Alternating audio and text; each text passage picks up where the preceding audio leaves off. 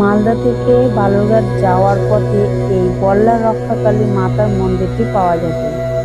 এই মন্দির খুব জাগ্রত। এই মন্দিরে অনেক দূর দূর থেকে লোক আসে।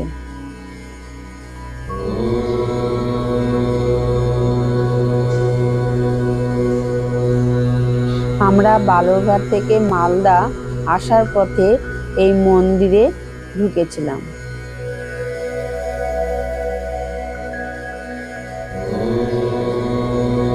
মাকে দর্শন করে পুজো দিয়ে বাড়ি ফিরলাম।